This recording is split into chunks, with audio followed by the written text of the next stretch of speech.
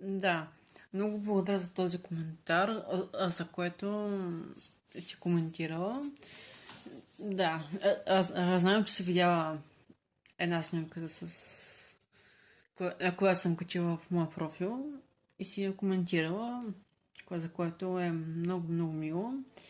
И понеже аз много обичам такива игри да играя, и това е мой приятел, който не знам дали да давам информация кой или как се казва, или какво представляваме ние с него, но ще кажа само, че с него поддържаме контакт чрез тази игра, където съм публикувала в моя профил в YouTube. И просто поддържаме контакт с него, защото той ми е приятел в самата игра. И в този профил, сега който ще кача това видео,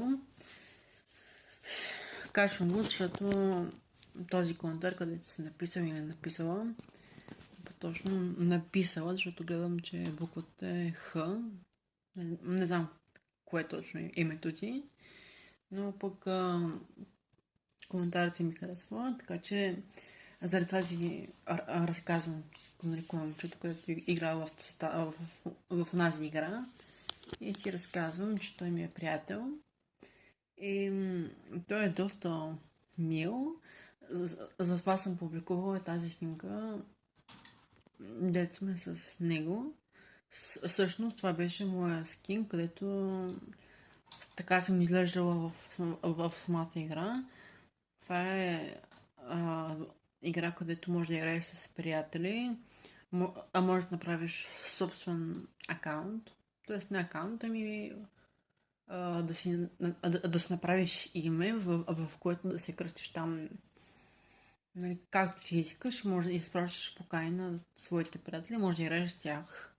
И всъщност това момче, в което съм се снимала с него, всъщност го харесвам, защото доста е мило и ти го препоръчвам.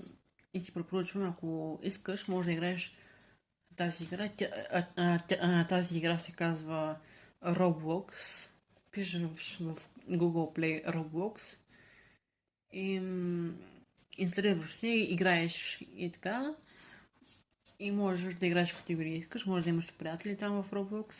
Roblox това е игра, където можеш да играеш с всеки, но все пак ти благодаря за много хубави коментар.